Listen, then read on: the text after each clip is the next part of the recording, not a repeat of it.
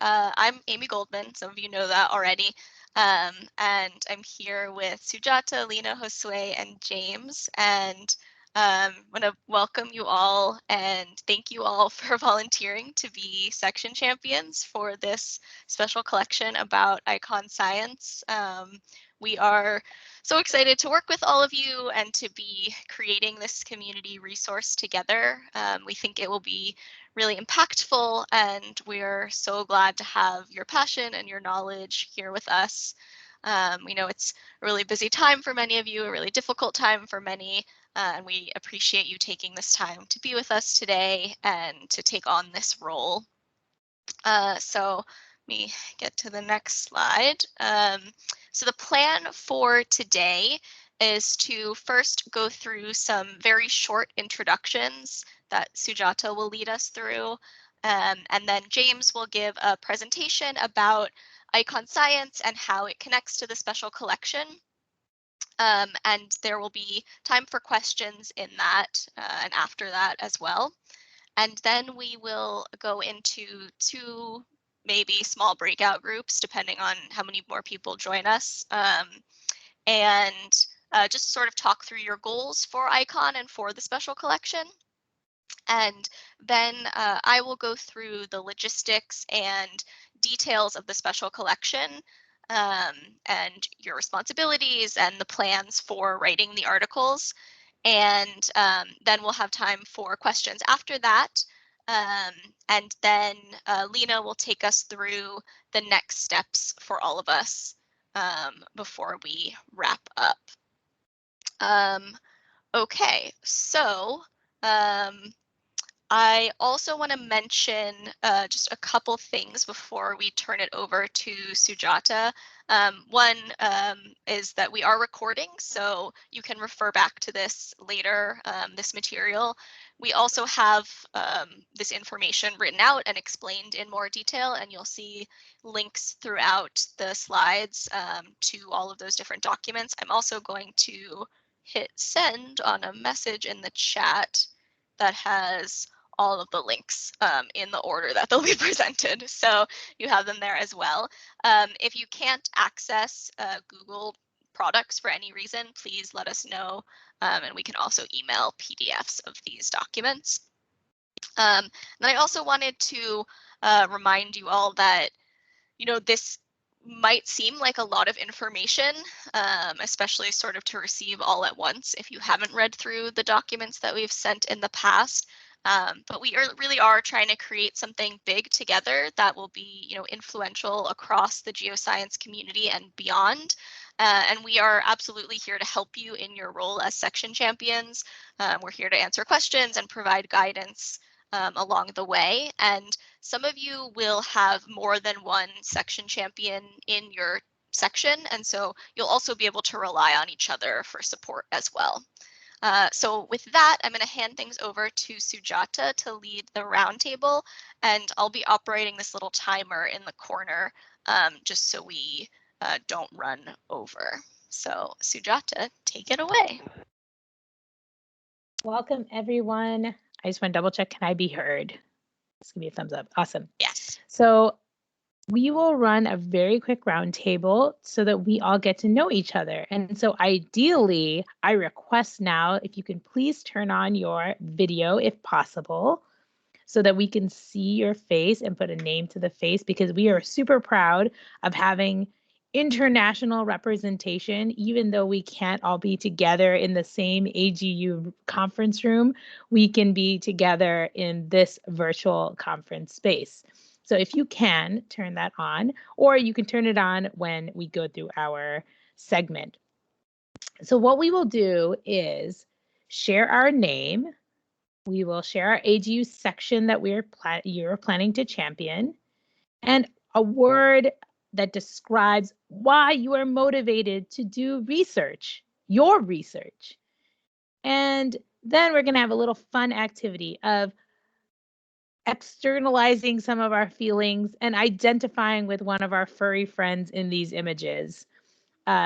Choose, 1 through 9, which of these squirrels best expresses what you're feeling today in this moment right now.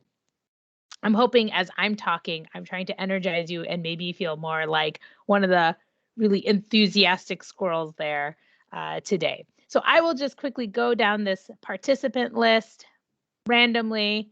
It is a little bit alphabetical order, but we'll try to jump around. So when I say your name, open up your video and your mic, share your name, make sure I pronounced it right maybe, and do go through those little lists there. So I'll start with Rakesh. Please, Rakesh, go ahead.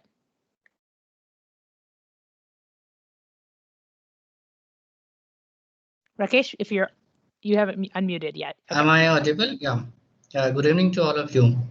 So it's a late night over here. It's 8:30 p.m. So maybe for each and everyone, good evening, maybe good morning, and maybe good afternoon to all of you.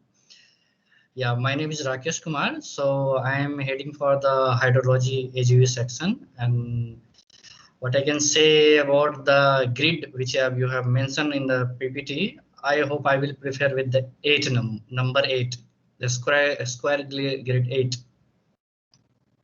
Wonderful. Thank you, Rakesh. Next, I'll go to Hinsby. It says guest Hinsby. I'm not sure if that's your name or your last name, maybe. Go ahead. Hi there. Hi, my name is Ingsby Cadillo. I'm at the Arizona State University. It's early in the morning here, and I'm stuck with this little future scientist, but it's all good. I believe I will be sharing the section of, oh God, I lost this something related to soil biogeochemistry maybe. And why am I motivated for research? That's a really good question. So I studied as a microbiologist. I got pushed into ecosystem science. I'm interested in satellite work. So I'm all over the place. My motivation right now is to cross across different fields and try to integrate how microbes and greenhouse gases form or change in time. And which squirrel are you? Oh, I'm the busy squirrel, which might be the number 2 or 1, somewhere in between those two. Yes. Nicely done. Yes, very cool. Thank you so much, Insby. Next is Leandro Ponsoni. Yes. Good afternoon for me, everybody. I'm in Belgium, so we are in 4 o'clock here. So my name is Leandro Ponsoni. I'm going to be involved in the ocean science section. If I can say a word describing why I'm motivated to do my research, I think research is basically producing knowledge. So I would say knowledge. And for the squirrel, if I can have mixed feelings, I would say a mix between 2 and 8. I see. Very cool. Thank you. And yes, all combinations of squirrels is allowed. So you're 28. There you go. Very good.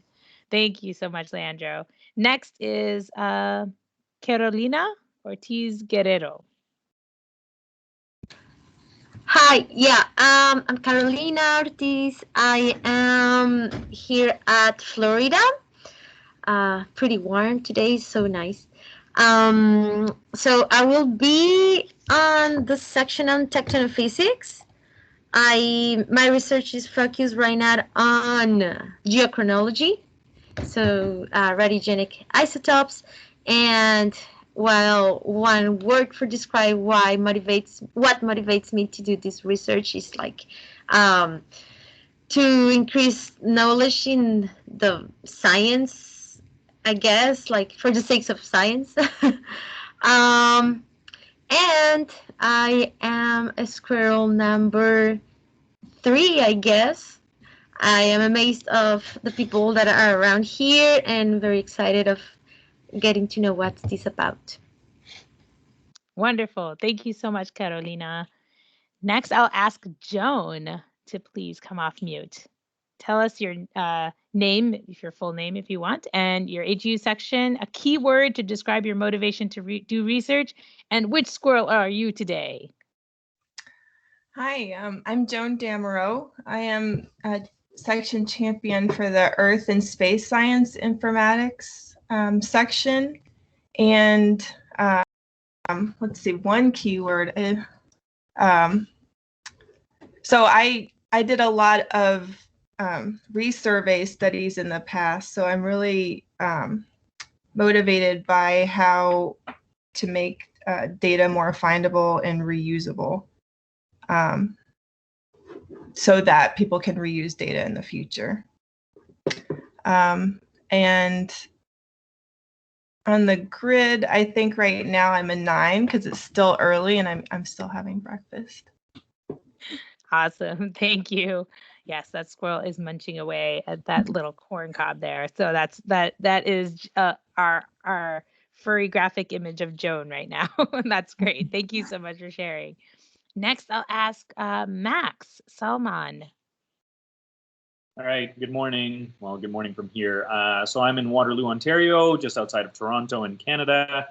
I will be hopefully successfully championing the AGU section involving geophysics and different geophysical processes or different geophysical methods for near surface processes. My main area of research is permafrost hydrogeophysics using airborne methods. And why I'm interested or what motivates me is, while living in Canada with climate change and whatnot going on, we want to make the characterization of permafrost discontinuities as accessible as possible. And so in Canada's north, it's pretty hard to access for a lot of people. And so we want to make sure that we give them a pretty good way of characterizing the near surface. In terms of squirrels, 7, 5, and 3. Why 5? I'm still tired, so I'm having my mate. And then 7 because I'm thinking, and 3, I'm sure I'm going to get surprised by the conversation we're having today. Awesome. Thanks, Max. Love it. That's great. I think your keyword could be access, giving access in various ways. So thanks for that. And now I believe we've gotten all our guests. So I will jump to I will start introducing our team, just like Amy has done. I'll start with James Stegan. James, will you come off mute and also share your deets? Sure. So James Stegan here, Pacific Northwest National Lab. My AG section, I'm not a champion, but it's Biogeosciences. And I'm working to put all things river corridor ultimately into Earth system models. And I feel like I'm a number 3 at the moment. I really am amazed at all of you on the line right now. It's really cool to see people so international coming together. So thank you. Thanks, James. Next, I'll jump to my pal, Josue.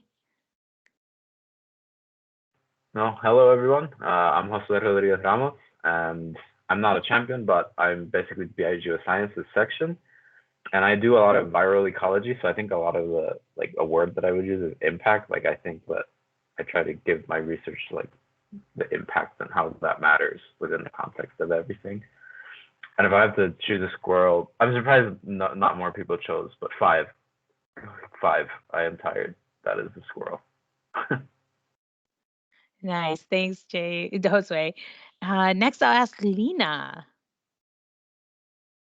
Hi, everyone. I'm Lina Perez Angel. I'm in Boulder, Colorado. I'm a grad student, and I do tropical paleoclimate and tectonics, and I like to do it because I like to communicate science. That's my motivation to do science. And I agree with Josue that I'm number 5 today, maybe 5 and 3, but I'm pretty tired. But I'm also pretty amazed about this group of people.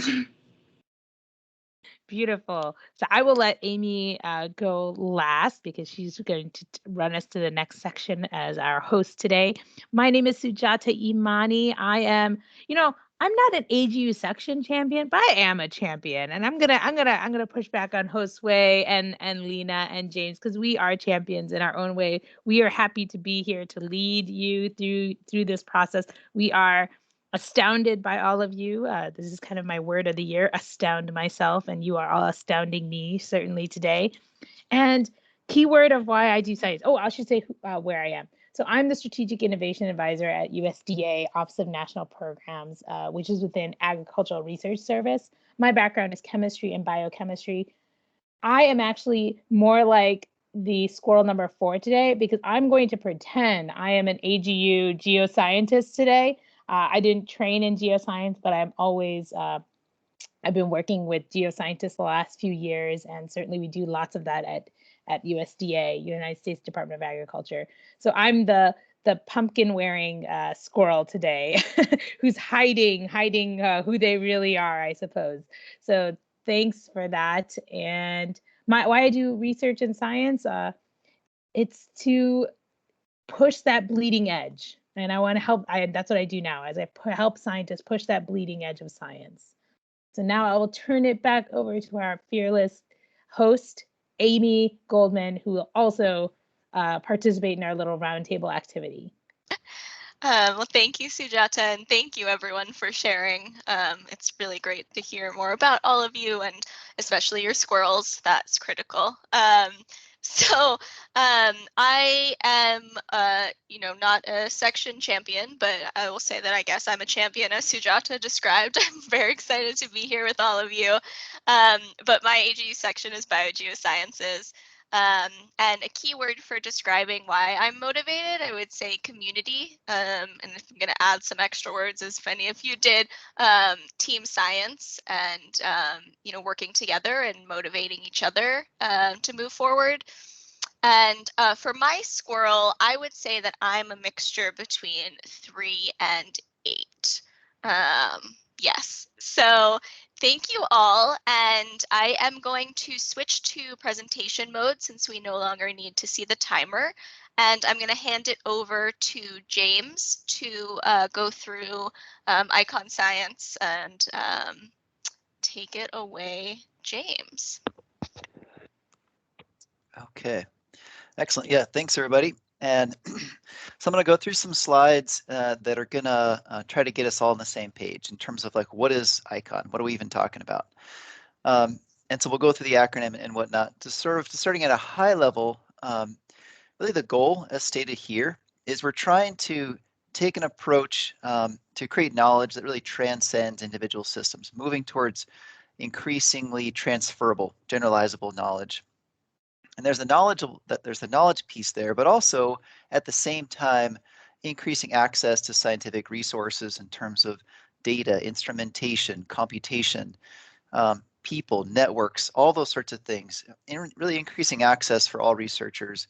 I think we can appreciate that science is not a super equitable place, and we're trying to use this to address that to some degree as best we can.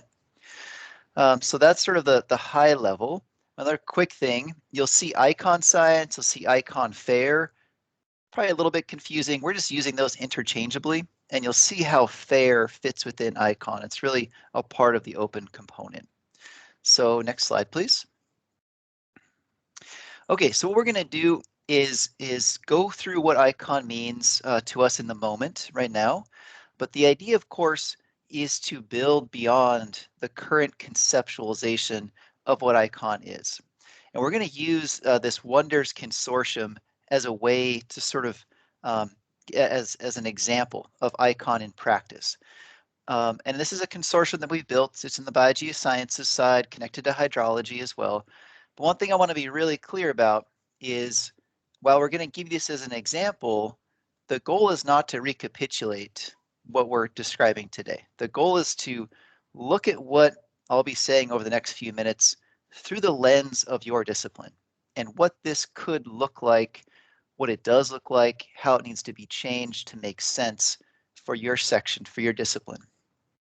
I just want to be really clear about that. We're not trying to be monolithic here in terms of how we view icon science. So really short, what Wonders is, it's river corridors, hydrology, biology, chemistry, microbiology. It's built to be a resource for the community. The fine details don't matter for the moment, but it's just an entity that exists, and we'll use that as an example, as I said. So next slide, please. Okay, so ICON, acronym. It's 4 letters. The first is I. So I stands for integrated. And the goal here is really increasing cross-disciplinary integration. And so, and part of that is being really intentional about building research projects, research programs that link together disciplines in ways that are not traditionally linked together. So in the case of wonders, we work to put together physical, chemical, and biological features, processes, elements, and link those together in new and interesting ways, and do that across scale. So the images here are meant to represent that we try to link together things like physical sediment properties. The middle image is as a mass spectrometer. We do really high resolution organic matter characterization for the chemistry side. We do a lot of sequencing for the microbial side. And we try to put that together put it together in the context of models. And so that's that's the wonders perspective. That's kind of what we do at a high level. But again, the goal here is for you all to start thinking about, and really your broader writing teams as they get built out, to think about what this means in the context of your section. It's not going to be the same as we're doing with wonders, and that's great. The goal is to have diverse perspectives. So that's the integrated piece. Next slide. So the C is coordinated. The goal here is improving capacity for synthesis, for transferability, really with using consistent protocols across systems to generate data or to pursue models if that's relevant, so that the data and model outcomes are interoperable across systems and across researchers. In some cases, not always, but in some cases, orienting those data towards model needs. That won't be relevant for all AGU sections by any means. The way we do this in the wonders situation is we send out sampling kits. You can see a picture there on the left. It's a standardized kit. There's standardized protocols. Go to the field, you collect samples, very standardized metadata capture, consistent data structures. And all that is meant to be to provide consistency across globally distributed sites. But again, this will look different for different sections, and that's what we want to capture. Next slide. The open part, the O, this is where FAIR fits, as I mentioned before. Of course, we're trying to strengthen the ability to inform and use data, model, and knowledge by all researchers. One really important thing here is that the open part is not just about making data openly available. It's really about being open through the entire research life cycle. As part of that is using the FAIR data principles, making data findable, accessible, interoperable, and reusable.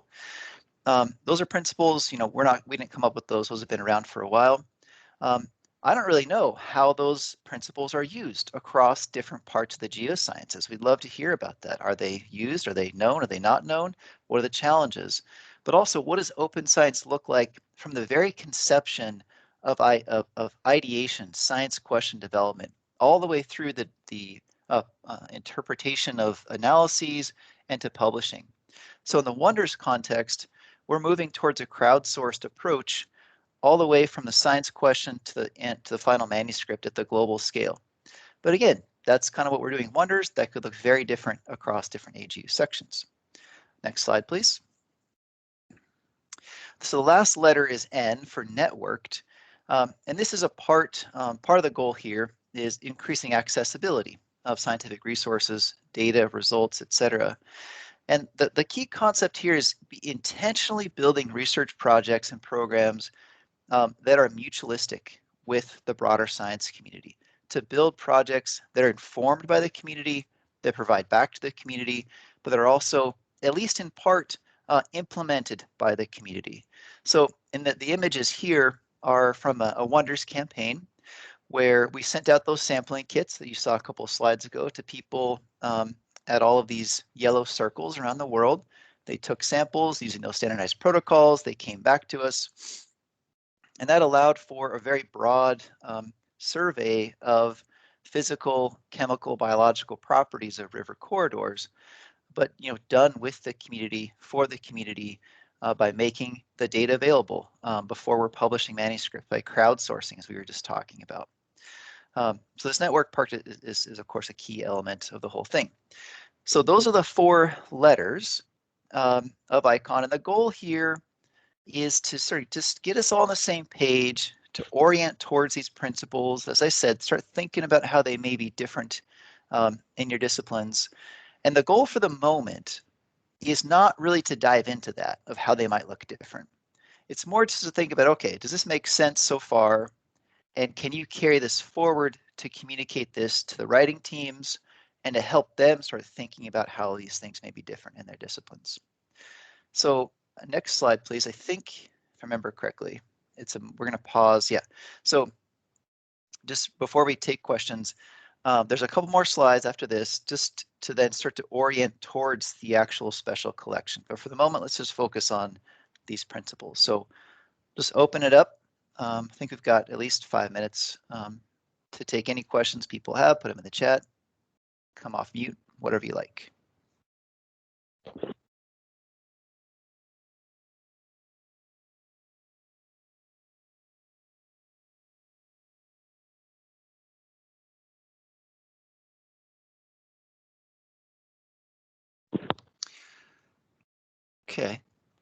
Okay, excellent. Rakesh, please go for it. Hi, James. Yeah, it's a wonderful presentation. And I congratulate all the team members because we all are, together here for trying to formulate the icon special collection. So my question is how we are going to formulate the research. How will proceed in each section? Like in my if I will be in the hydrology section. So my concern is that how we'll decide the team and how we'll proceed with the research. Like as you told that the wonders are helping in collecting the data based upon their standard protocol. So that's a good idea. But how we'll proceed with that? So really, really good question. So I think Amy is going to go through a lot of the logistical details of how this whole special collection is going to work. She's got, I don't remember how many, 10 slides or something to go through and try to answer that exact question that you're asking. So if we may, can we hold that for a few minutes and let Amy kind of dig into that? Okay. Sure. Okay. Anything else from anybody? Just want to make sure people are sort of okay with what we presented so far. I got a quick question. Oh yeah, please. Just a quick one. So for the experience of Wonders, which is actually a really cool effort, how successful has it been, and how do you measure that? Like membership numbers, like how has it worked? Sure. So it's hard to put a metric on what success is per se, but I'll tell you, Amy can correct my numbers here. Amy and I co-lead Wonders together. So I think we've got, I don't know, in the neighborhood of 200 or 300 collaborators, I think, around the world. And one thing that I guess I would indicate as thinking about success is people continue to want to engage. So that's one thing we've wondered about, like, will people keep doing it? Because we keep going back and say, hey, do you want to be part of another sampling campaign? People continue to want to be part of it. And that seems to be growing. People reach out to us pretty regularly, like, hey, can I be part of that? Can you send me sampling kits? And so I think we take that as an indicator of the community appreciates it, they like it. And for us, that is a real metric of success, is how does the community perceive it? Do they see value? For us, it's not so much about how many papers are we publishing from the data. That's not really the metric of success for Wonders itself.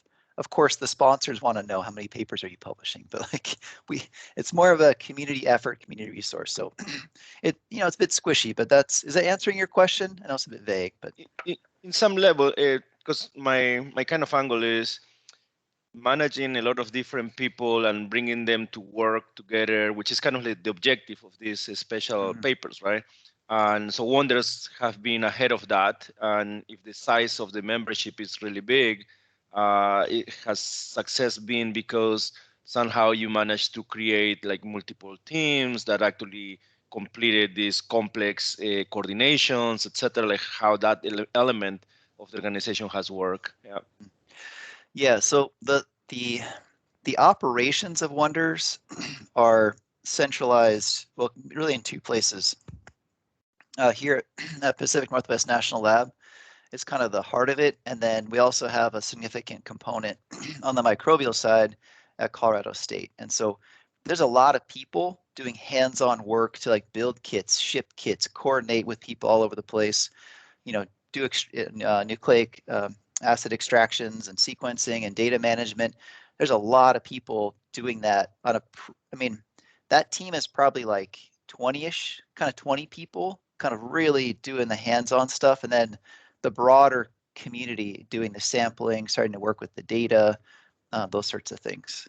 If so, and yeah, I'm not sure if that's still answering your question, but I'd love to dig in. I'm happy to dig into that in all kinds of gory detail if as needed. So anything else before we start to move towards what is this special collection and how it's going to work? I thought I saw Carolina light up for a second. I just want to double check if she had a question. Yeah, I had a question, but I don't know if it's more related to what is coming. I can wait to see if you guys explain that first. Okay. Or just ask. Yeah, feel free to type it in the chat anytime. Yeah. Yeah. Okay. So when you present like these 4 variables on icon, what you want us first to think about is how, like, what does it exist in our fields that are related to these, like which networks are there outside, or our goal will be to create those. Like, that's kind of one of my doubts. Yeah, really, again, really super good question. Amy, we'll get into that. I guess I'll just really briefly say that the idea is to capture the voice of your community in terms of what ICON looks like now or could look like in the future, what the opportunities are, what the challenges are, how it needs to be modified to make sense for your discipline, those sorts of things. So the answer to your question is a bit context dependent. Some sections may be in a situation where they're like, yeah, we've already been doing this. Like, this is old news, right? Other sections may be like, whoa, this is like something really different. Others might be kind of in the middle. And so in terms of, yeah, that's just kind of a quick answer. I think Amy will dive in deeper. All right. Okay. I'm gonna, yep, hand coming up. I'm not sure from who.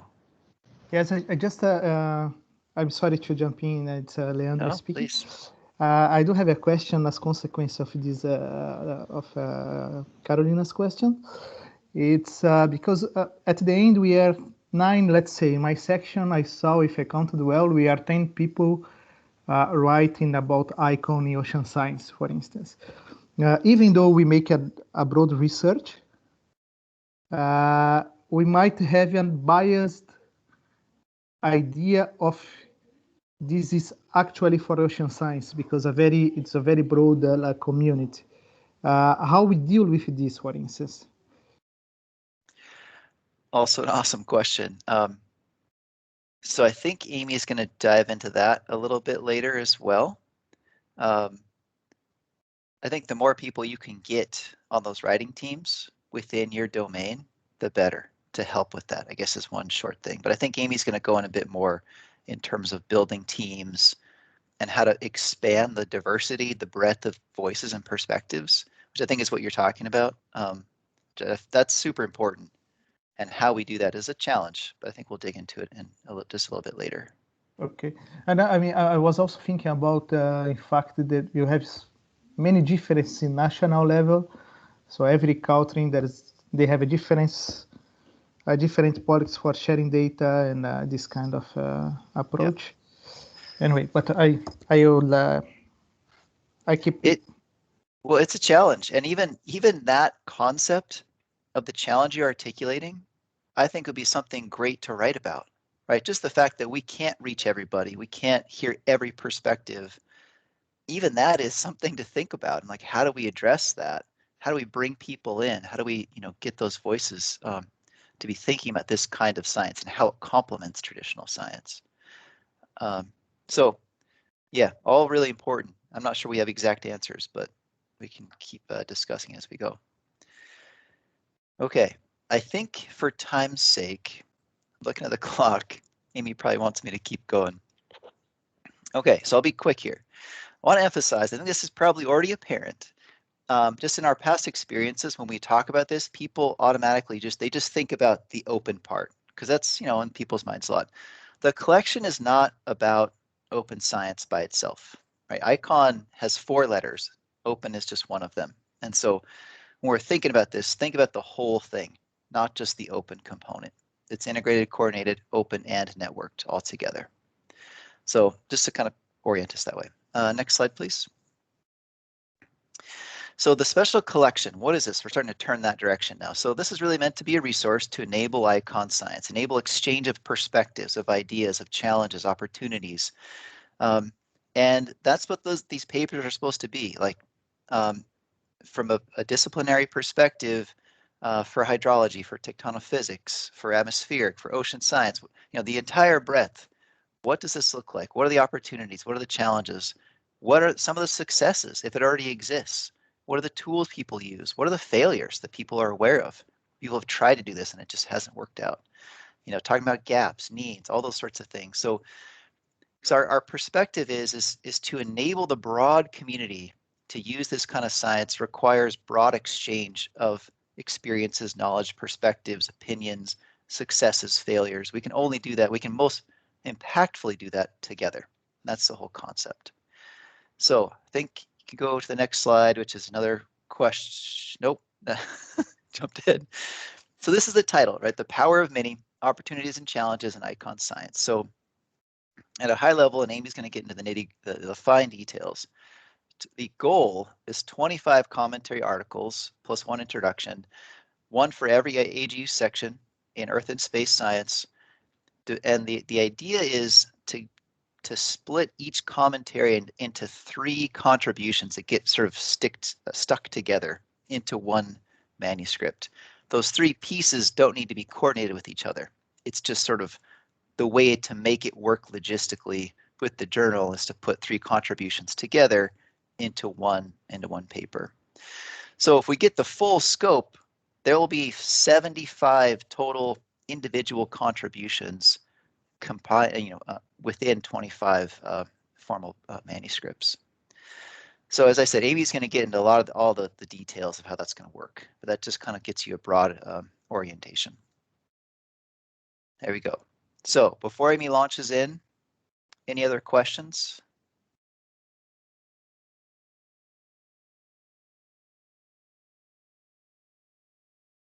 Okay. If there's nothing burning, I think, Amy, how are we doing on time, by the way, Amy? Can we check in with you on that? Yeah, we're doing well because we had some extra time later, so we're all good. Okay. And before I get into my piece, we're gonna first have some smaller group discussions, and so it's gonna be ducks instead of squirrels. But I'm gonna hit a button now that will take some of you into a breakout room and leave the rest of you in this main room. And Josue and Sujata are gonna lead some of this small group discussion. And so I'm gonna hit that button now, and hopefully everything will work smoothly.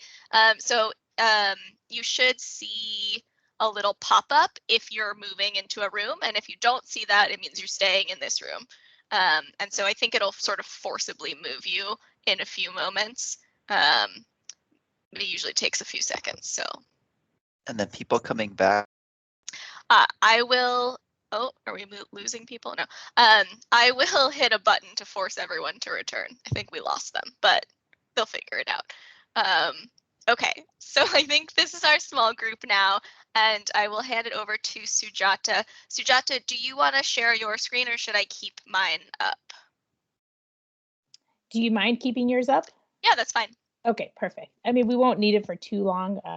So welcome to our little mini group. And so we have Hinsby, we have Leandro, we have Joan, and we have Rakesh. So nice to have you all in this room with us. And so again, we've now shared a good bit of what we're trying to do. We hope that we haven't changed your minds. So I hope you're from those, fuzzy and warm and friendly squirrels. We're now moving to this massive floating rubber ducky. So tell us, how are you feeling right now? So we'll just come off mute, and maybe Leandro, you're in front of me right now. So tell me how you're feeling right now. Yeah, it's not very comparable with the squirrels, no? But okay, I will be optimist. I mean, I would say 1. Great. With I perceive this as an enthusiastic phase, I would say.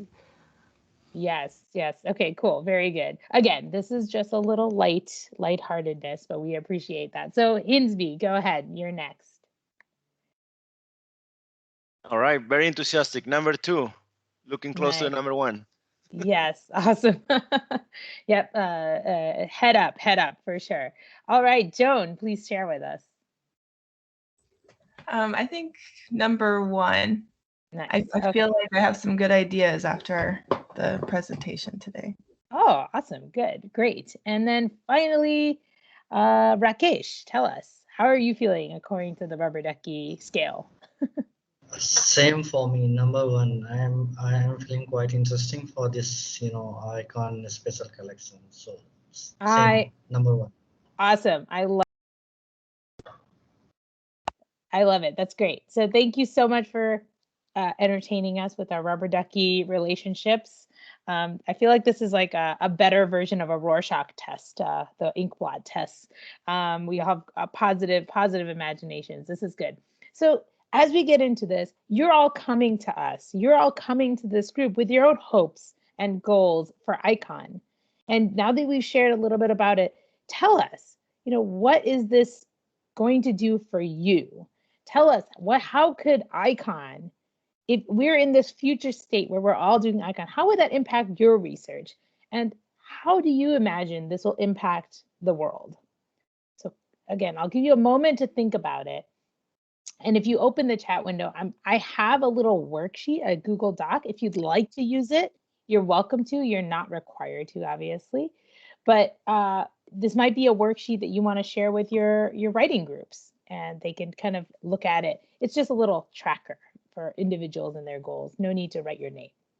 But I'll start with Joan. You said you had some good ideas already. So tell us, what's the impact on you? What would be the impact on your research, and what's the impact on the world?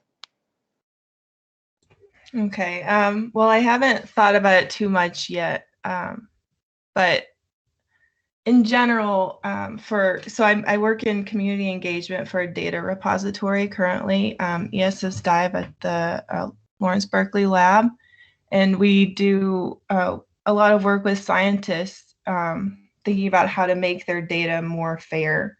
And we work in this space where a lot of the research is very highly multidisciplinary, and just thinking about ways that we can make that multidisciplinary, highly connected data more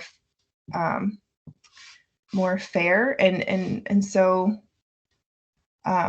like there's a lot of work that needs to be done, and but I feel like we're kind of in a good space to help with ideas for like linking related, like highly related data in a way that others understand, so that it's not just the science team that understands it, but once they publish that data, it's still linked and it's still understandable to others, and we can start to open up new areas of scientific inquiry because we have this multidisciplinary data across a large number of projects that can actually be integrated if we document it in a way that that others, in a standardized way that others understand. Awesome. Yeah, I completely agree. And I heart ESS Dive. I was formerly at DOE in the office that ran ESS Dive, funds ESS Dive. So great work going on there. Thank you for that. How about Leandro?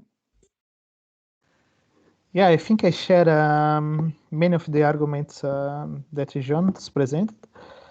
I'm very keen of open science and sharing data, sharing scripts, and make your data accessible to everybody. I'm always using data from other people, and I know that there are many researchers that they are jealous in sharing data. This kind of behavior.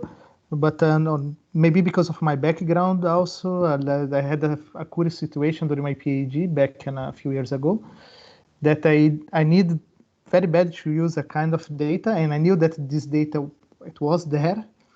The research was not working with the data, but he didn't want to share at the same time. So I found very egoistic in a way. So, and at the end, most of the research projects, they are funded with public money. So I think we have to make the best use of any kind of data that are collected. Especially, I'm not sure, I'm not aware of all the sections, but in oceanography, for instance, data, it's something very expensive, because if you put the ship in the sea, it's like thousands of dollars or euros just to go out to collect the data, and after you just keep this data. It's a bit annoying, I would say. Yeah. Yeah, and if I understand correctly, I think it's the EU 2020 plan, there's a lot about open data and sharing data. So to make better use of the funds, right, that we put into, getting that data. Absolutely. Thank you for sharing that. In fact, sorry, just to complement what you said, that there is Yeah, any project that's funded now by the European Union, for instance, you are obliged to commit that you are going to share the data and make it available, etc. Yeah, I remember reading a lot about that as I thought about open science and how to operationalize it. So thank you for sharing. So let's have Rakesh. Do you want to share impact on you, impact on your research, impact on the world? Yeah, basically, as I am working in the hydrology section already for my PhD program, I'm really amazed that I am the youngest one in this group. I hope because I am pursuing PhD at Nalanda University in India. So my work is related to the emerging pollutants in the environment. So I have already worked on lots on the microplastic in the soil sediments and the water sample at the surface or the river profile. So I'm working already on in this section. But yes, as John told, she told that she's working in isotopes and related to the playing is, and she and Jones and Leandro are playing with the data. So I'm also keen to learn all this modeling and many things from all of you guys. So I hope yes, my research will impact. Research will definitely impact to the world. But right now I'm trying to learn many more things from all of you guys. Thank you. Yes, awesome. Thank you so much. And don't worry, you're not the only one. You're going to have a whole group of writers with you. So young, old, we don't care. We think anybody can be a champion, as we mentioned earlier. Champion means, that one with that vision, the one that's willing to bring folks together. So thank you for being that person for hydrology. And finally, Insby. Insby, yes, please do share. What's the impact on you, your research? And you had our young scientists in your arms earlier, so share more. Yeah. So first, right, we're gonna make a better world for those young scientists, right? We have years to get this world better for them. I have I think 3 core reasons plus many more that connects to the general. So I will start with this. So I'm studying right now wetlands and peatlands in the Amazon rainforest. And in some level, they are comparable to the ships that you send to the ocean. It's very expensive and very difficult to get there and to get the data, right? So I've noticed a lot of atomized efforts, like many different groups that don't necessarily talk to each other or coordinate and get the most out of coordinating as opposed to just going individual. Like I've seen that plenty for the last 6-7 years. That's one of the things that I really would like to change personally for this region that I'm working. Right? So that'll be number one. So see if I can collide different angles, scientists, etc., to better coordinate in the region. Second one is that I've worked on methane production, fluxes, monitoring, modeling, etc. And I'm not as young as Rakesh. I'm middle-aged, I think, by now. but there is plenty of older methane guys, famous before me, and they're like islands. They're islands of data that in some cases can be impenetrable as well. And I really would like to disrupt that. I really would like to disrupt that old school, like, this is my data, and you don't necessarily can easily use it, or etc. Like, it's a little bit of the old culture that needs to be broken down, right? And then the third one is that I'm looking to connect to believers of this.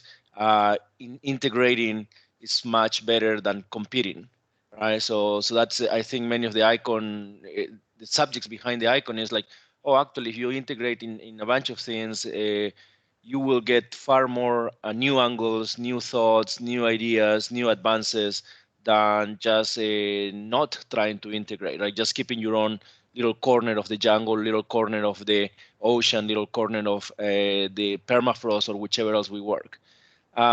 I do believe that because my training was in microbiology, and from the sequencing standpoints, we always been forced to share as you publish. Everything have to be like submitted before your paper can even come out.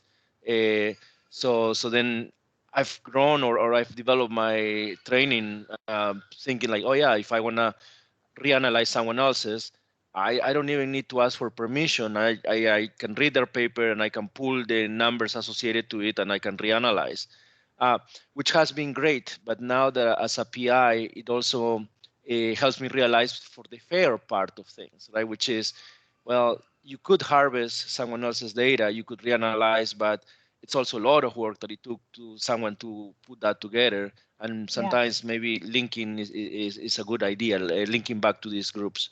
Anyways, No, this is awesome. No, and I'm just looking at all the photos of the nodding heads, right? And you are all going to be leading teams of writers, right? Who probably will also be nodding along with you, right? They've been that one trying to get into that impenetrable island of data, right? They've been that one trying to, connect with a collaborator who is being too closed with their data, because you know that with their data, you can make more discovery, right? More knowledge, more accessible, right? As Joan pointed out, right? Through opportunities like ESS Dive. And, another element of this collection is that this collection could be used to inform people as they go and talk to their leadership, as we talk to our funders, right? Give us money so that we can also create these databases. Give us money so that we can hire folks to help us manage these databases, and see how more connected, more valuable our data becomes. I'm not talking to a data unknowledgeable crowd. We know, Facebook, Google, they all are trying to connect different aspects of data to find more insights. So let's do the same. Let's do it with science. Let's create even more important stuff than just advertising. Right? Absolutely. Yeah. And maybe I just can add one little thing to this, is that it's exactly that I think, or my hope is that through working with many writers, many people that like to contribute their ideas, some of these, let's see, for managing and collecting data, a good way is you also offer tools to those that collect it, those that are in the field lifting it, right? And in many cases, even some computational scripts or tools to manage that better helps them to start uploading, right? So that's kind of like my view. Yeah. Yeah, and also the whole, let's talk about telecommunications and all those aspects too, right? We need that connectivity so that we can get our info quickly into those ESS dives of the future, right? Exactly. Wonderful. Thank you. I think our teammates are coming back. Yes, I'm gonna. Yeah, perfect. So also remember, be energized by this group of champions. By the way, you're only one day of champions. We have a second workshop that we're doing, right? So there's a whole other group of champions that we will, make sure everyone's connected by email, but reach out, connect to these folks. These are going to be your folks that'll give you energy and support too, in addition to this leadership team. Okay. Hopefully that closing the room didn't take you by too much surprise for Jose's group. But thank you all so much for sharing. I am really excited by what we talked about in the group that I was in, and I hope that you all feel really excited about what you guys were able to chat about as well, and excited by the ducks, I hope. So I'm gonna go ahead and move on, theoretically, if I click the right place. There we go. And so now I'm going to get into some of those details and logistics that you were asking about earlier, and sort of the fine detail of how all of this is going to work, and how we're all going to work together. So as I mentioned at the start, there are documents to give all of the details in a written format, and so those links are in the chat and also in the slides. And so feel free to take a look at those as we go through or after. And I'm going to cover a lot of the information that's in them, but I'm not going to cover every single small detail. So the plan for this portion is I'm going to go through the structure and content for the collection and the articles, and then I'm going to go through your responsibilities as champions and the author guidelines and operating norms. And then we'll talk through how the writing teams are being formed, the actual process for that.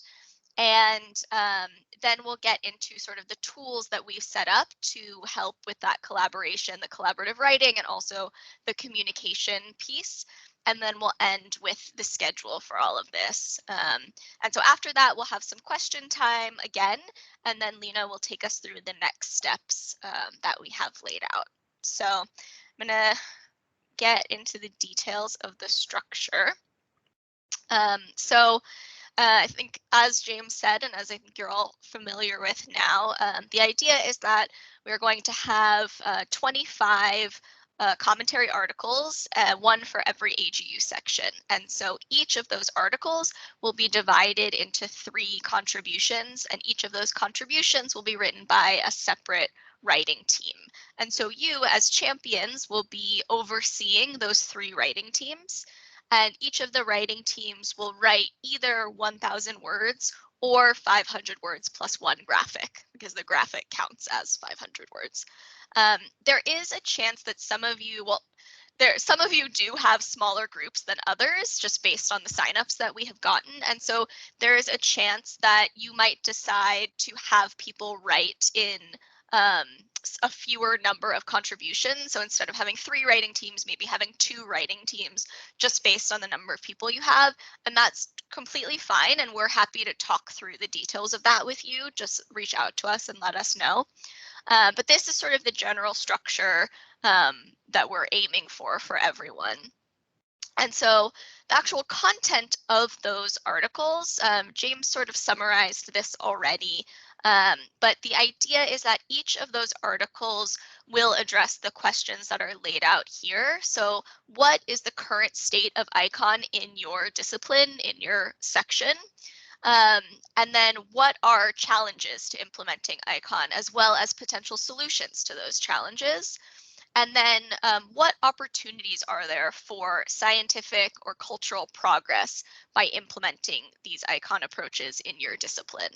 And as James said, the idea is that these will vary a lot across the different disciplines. As he went through the example with Wonders, your section is going to look really different, and that is what we're aiming to capture. We want to see that diversity. And so lastly there, the other piece is that each writing team is going to fill out a little cost benefit plot. And so the link there will go to a slide deck. And so each section has a slide, and on there are 3 plots, 1 for each writing team. And it's just cost on one axis, benefit on the other. And you're going to plot the letters of ICON, so ICON on the little plot, to just get kind of like one quick look at how your writing team is feeling about that cost benefit balance for ICON. And so then let's talk a little bit about your responsibilities as champions.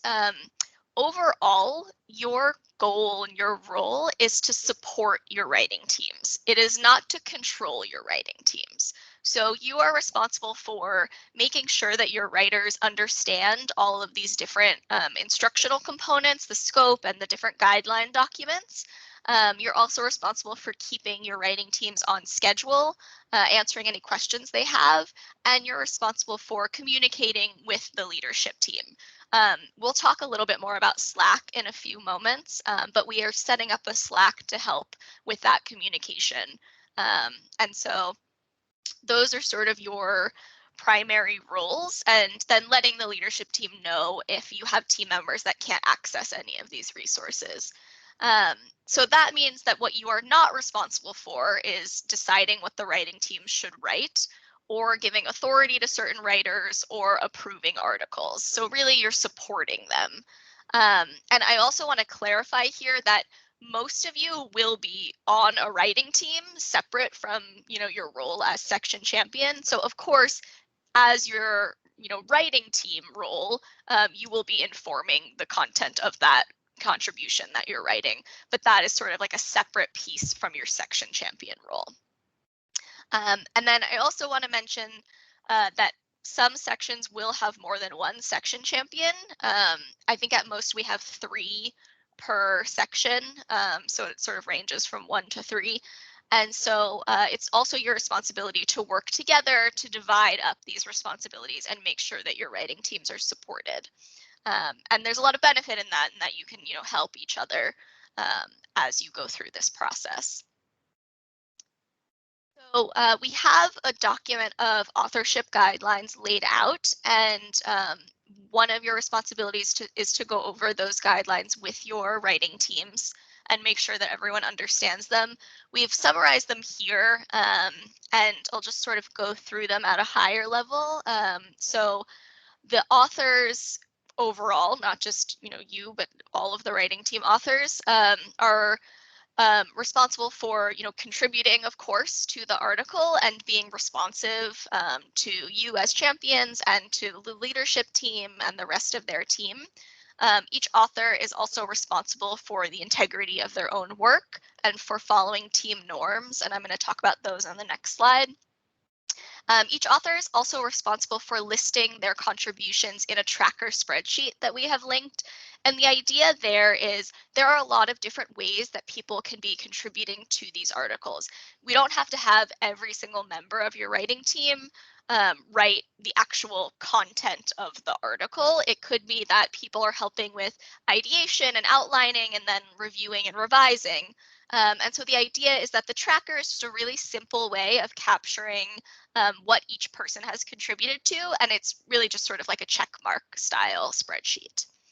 And then lastly, each author is responsible for following the contribution guidelines, and that is what I just spoke about in terms of like these are the questions that you should be considering for what you're actually writing about, the content of your article. So then the operating norms, which I just mentioned, we also have laid out in the document linked at the top there.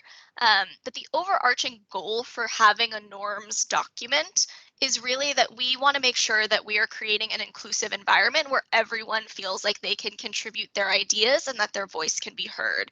And so the norms are just a tool to help with that, to help you communicate with your sections and to help your writing teams interact within themselves. So part of your responsibility is to go through those with your writing teams and make sure that people understand those operating norms and that they're following them. So now that we've mentioned the writing teams quite a bit, I'm going to talk through how we're actually forming those. So if you remember, when you signed up to be involved with the special collection, there was an optional question that you could fill out that just asked for any specific themes or perspectives or ideas that you might want to write about. And so many people submitted these sort of theme ideas when they signed up. And so the plan is that the leadership team is going to go through all of those themes, and within each section we'll form 3 theme options based on those suggestions, and we will send those out to all of the signups. And each individual will rank the 3 themes within their section to communicate which topic or which theme they are most interested in writing about for their writing team. And so we'll send those out, people will rank their themes, and then the leadership team will review all of those and then send out the actual team groupings. And so the goal is to do that by the end of March, which is next week, to send out the themes, and then people will have some time, of course, to respond. But that's the overall approach. And so the idea is that there will be some amount of grouping based on what people are really the most interested in focusing on for what they're writing about. So we've set up a couple tools for this collaborative writing process. So we have Google Drive folders set up for every section, and the link at the bottom there takes you to all those folders. So you should be able to go in there and find your specific sections folder. Inside of each folder, there are 3 Google Docs documents that are in there. And so there is one for each of the 3 writing teams. They're just labeled A, B, C for now. And so that is where people are actually going to be writing their content, and people can add additional documents as needed to those folders, but that's what we have set up right now. We are aware, of course, that some people can't access Google products, and so if you have people in your team or you yourself can't access them, the idea is that you should work with your teams to figure out an alternate way that you want to go through the drafting process. Maybe that means that you are writing together in a meeting in real time. Maybe that means you're emailing documents back and forth. But in the end, whatever you produce has to end up in this Google folder, so that the leadership team and the champions can access whatever has been written. And so the other tool that we have set up is Slack, which I mentioned before. And so if you're unfamiliar, Slack is, a website where you can have a group of people that have the ability to message each other and can group different channels, they're called, to communicate with certain subsets of people. And so we've set up a Slack for the special collection, and we will be emailing you invitations to that Slack after the workshop. So don't be worried yet that you haven't seen it, but we'll be sending those out. And the structure of the Slack is there is a channel for section champions specifically, so that you can all communicate with each other in one place and also communicate to the leadership team. And the rest of the signups, the rest of the contributors, they will not be able to see what's in that channel. It's just for the section champions. There's also a channel for general communication that anyone can see and contribute to if they want to communicate with everyone involved in this process. And then there are separate individual channels for each of the sections. And so you can use that channel to communicate with your whole section, everyone who has signed up to be involved. If you need, of course, you can supplement Slack with email or whatever else, especially if you're finding that people aren't necessarily being responsive on Slack if they're new to it. But we think that this will be a really useful tool. People get a lot of emails these days, and it's nice sometimes to have sort of one organized place where all of that information can be. And it will also allow the leadership team to, be able to stay aware of what's going on. One piece of the Slack is that you as champions are required to post an update to the Slack at least every 2 weeks to the section champions channel. And that is so the leadership team knows that your writing teams are moving forward. We are aware of any roadblocks you're hitting or any questions that you have, and we can just sort of see how everyone is progressing. That should be a very small lift for you. It should not be something that takes a ton of time every 2 weeks. We're not asking for a 2-page report or anything like that. And on the next slide in a moment, I'll show you an example of a type of message you might include for that update. But that's the approach that we have for communications. So the schedule that we have laid out here is for sort of the rest of the duration of this project that we're all embarking upon. And so, as I said, at the end of March, we are planning to send out the themes for the writing teams. And we are expecting all of the champions to reach out to your sections to introduce yourselves by April 9th. And to provide them with the resources that they will need. And that will include, that can include like the recording of this presentation if you think that is useful. And we'll talk a little bit more about some resources that we have for you when Lena goes through the next steps for all of us.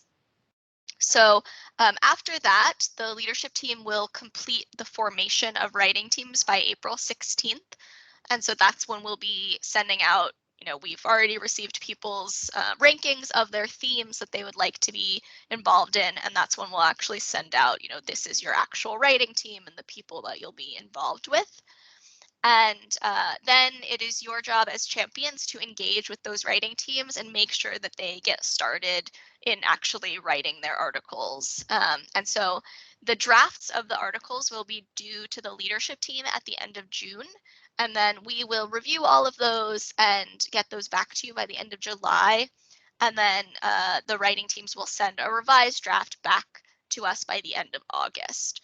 And so that's sort of the process that we have so that, the leadership team can provide feedback and make sure that, you feel like your teams are on the right track. And after that, it will get into the sort of like official submission process with the journal. And as I mentioned, for posting an update, so within this schedule, you'll be posting updates at least every 2 weeks, as I mentioned. And so we have an example written out here just so you can see just how brief that can really be. So if you are, for example, the champion of the atmospheric space and electricity section, you might write in the Slack channel, atmospheric space and electricity team A and B have finished drafting outlines. Team C is meeting this week to discuss their outline. So really simple updates just to help us know how you are progressing and your teams are progressing. And so finally, I just want to mention, we are aware that we're all human and there are sometimes extenuating circumstances and you might not be able to be a champion at some point. Please reach out to us if that is the case. Please don't stop responding to emails and just sort of disappear into nothingness without letting us know. We understand sometimes things happen. And so please just email us and let us know if for some reason you can no longer take on this role. We do hope that you aren't scared away by this information. It seems like you're all just as excited as we are. And so I am really hoping that you all sort of feel this energy that we feel, and that having this information will just sort of make you feel like you know what you're supposed to be doing and know that you are supported. And so that's sort of our aim right now. So with that, I will go into time for questions and also ask you a question, which is, what challenges are you expecting now that we've gone through the details of all of this? So I'll open up the floor for that.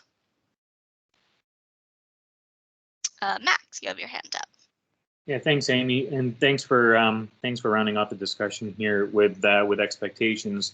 And so along the same lines of expectations, how do we, do you have any tips on managing expectations throughout the process with our respective teams? And let's say, for example, we do have people who commit early on and don't carry their weight throughout. Like, how do we, like, what kind of accountability structure is there in this process? Because, I mean, everybody here is quite busy and we don't want to be holding everybody's hands. But at the same time, we want to see this thing through. So. Yeah, it's a great question. And, when it comes down to it, we can't force people to contribute. But what we can do is give people as many tools as possible. And, the idea of having this structure where we have section champions is to sort of provide a smaller group that people can come to if they're struggling, and allow you to sort of be a resource for that smaller group. Without this structure, it would be the 5 members of the leadership team trying to oversee and supply guidance to 75 writing teams, which is a bit much. And so we're really hoping that having this structure will help in that.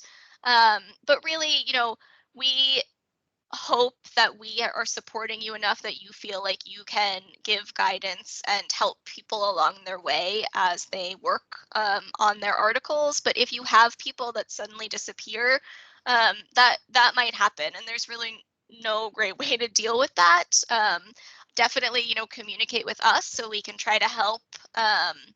But aside from sort of making clear what the expectations and the schedule are, there's not really another way to go through things. I will say that, you know, the schedule that we have has changed a couple times, and if you find that your writing team is really excited to do this, but they are just not going to be able to meet a certain deadline because, you know, life gets in the way, then our schedule can be flexible as well. So just make sure that you're communicating with us if things like that come up. Awesome. Thank you. Thank you. Amy, I'm wondering with respect to Max's question, what are your thoughts on the use of that tracker? Will that be helpful at all in terms of kind of laying out expectations and helping manage those a bit? The authorship tracker? Yeah. So what I envision for that is that people will fill that out, not necessarily in advance, but more as they are going or afterwards. But people can certainly fill it out in advance, and you can talk to your teams about that so that you have an idea of which pieces people are expecting to contribute to. And so you're not saying like, this person didn't write anything when they never actually expected to write anything. They just expected to be part of sort of other phases. So that can definitely be a tool in that way. And James, if you have other ideas on how to use that, please. Yeah, I think that's a nice idea, and it might be something I know we haven't like put it up on the screen here. Amy gave a link to it, but it may be, you know, when you start talking to your writing teams, maybe you want to put it up on the screen and sort of go through it. Like, here are the ways that you can contribute, and the expectation is that if you're going to be a co-author and contribute, well, you know, click a couple of the boxes and commit to that, and at least that sets the expectation up front. As Amy was saying, you never know. You know, it's hard to get people to do things sometimes, and you just kind of got to do your best.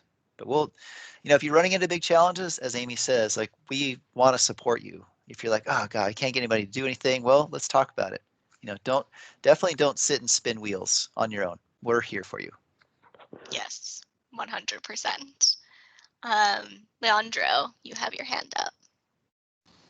Yes, I'm just wondering how it's going to be for every writing team. There will be a leadership, or we just have the subject for this writing team, and they are going to figure out how to write it about that. Or Yeah, that's a great question as well. So the idea is that there is not going to be a leader for each writing team, but rather that the writing team will just be working together all sort of at equal levels to create their contribution, and that you as champion will sort of help them navigate that if needed. But that is sort of the goal, so that everyone feels like they have an equal voice in creating that contribution. Does that answer your question?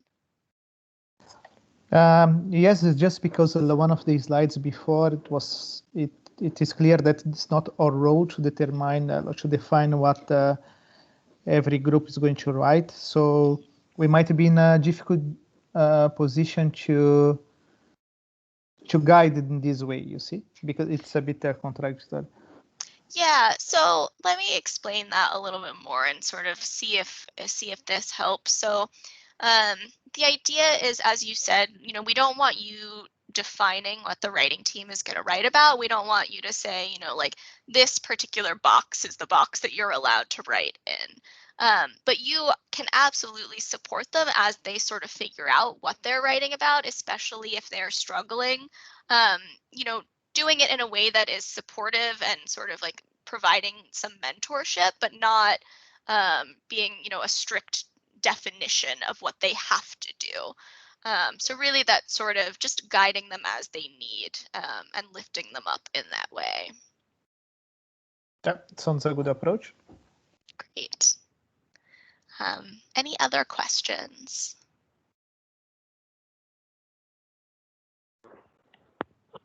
I have one, not a question, but just an additional thought.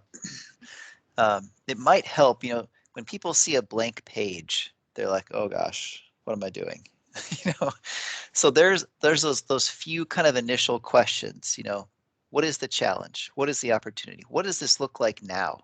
Those can, I think, be helpful to just start, okay, right, you got a writing team, and they can just start to put down just bullets of ideas, right? Not crafted paragraphs, just like, oh, I know about this thing or that thing, and just collate, you know, and really encourage that open kind of sharing.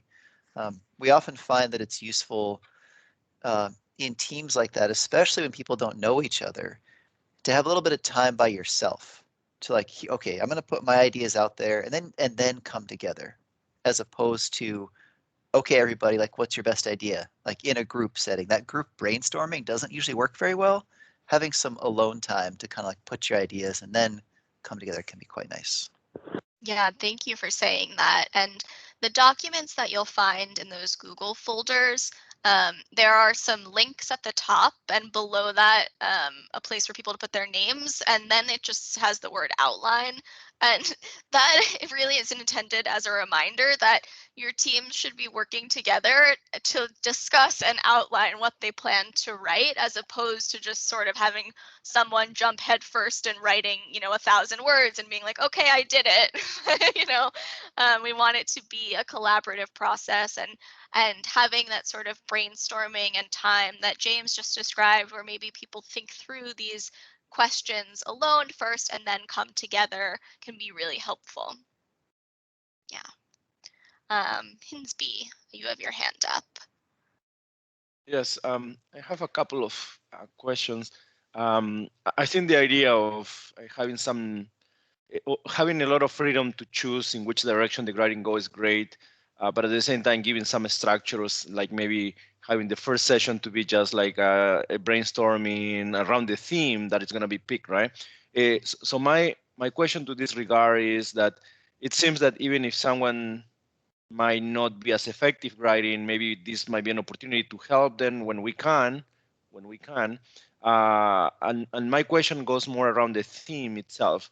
When the themes come available, and if we think that there is some like postdocs or grad students that would really like to participate on this, but they might have lost the signing in earlier, is this a good opportunity to invite a few people, or how does it work? I'm so glad that you asked this, because I meant to say something about this earlier. So perfect.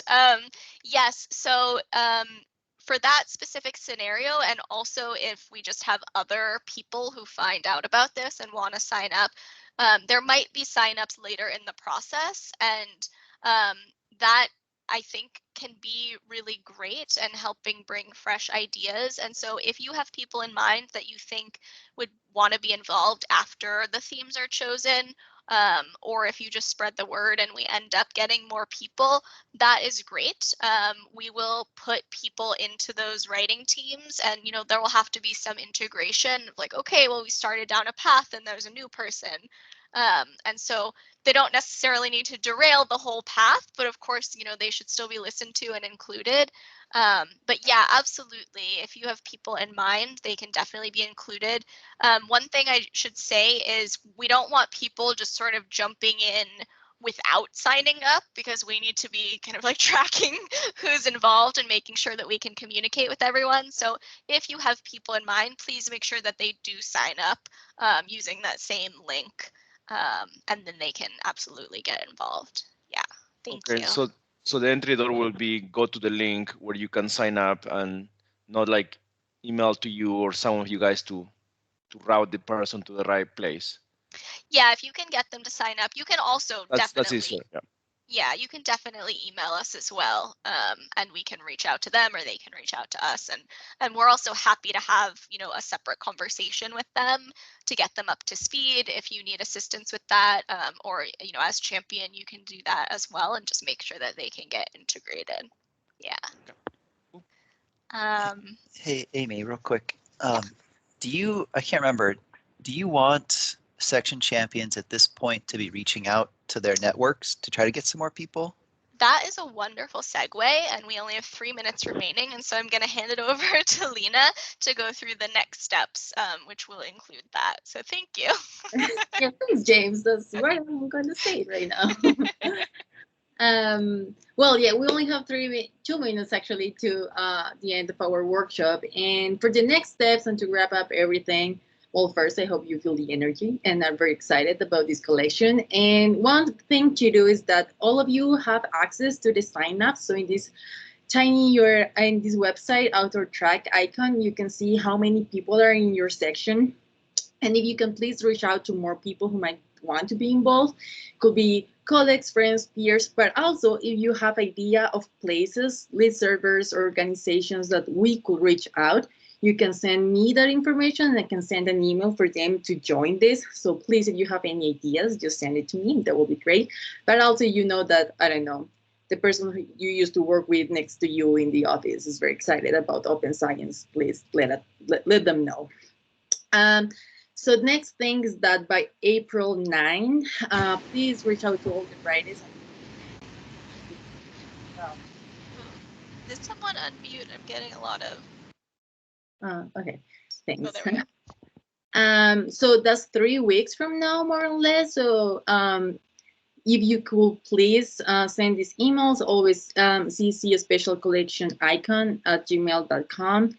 And of course, we have a draft for you, so you don't have to write come up with anything. So in this website right here that it says that it has the draft, you can use that draft and you only have to change your name and the section, but make sure you do this before April 9th, please. And for the writers also, if you could please introduce them to the tools we're going to use, Slack and Google Drive, that will be very useful.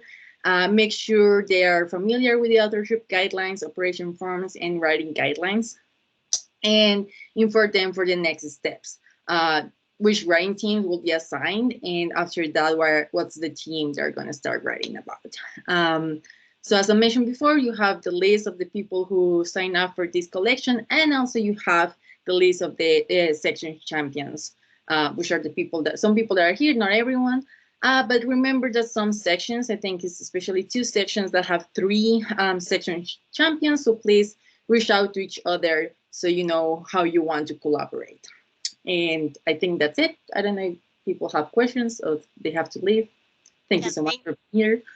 Thank you so much. And that just reminded me, the draft email that we've made, you can absolutely modify it however you'd like. It mentions a couple attachments, like the recording of this, for example, or the PowerPoint. And so we will send those things to you. So be on the lookout for that, as well as the invitation to the Slack. We are out of time, so if you have to leave, go ahead. If you have any final questions you want to ask, you can ask them now. You can also definitely email us and ask them later. But thank you all so much for being here and for being excited about this. We are so happy to have you, and we're really looking forward to building this together. So thank you all.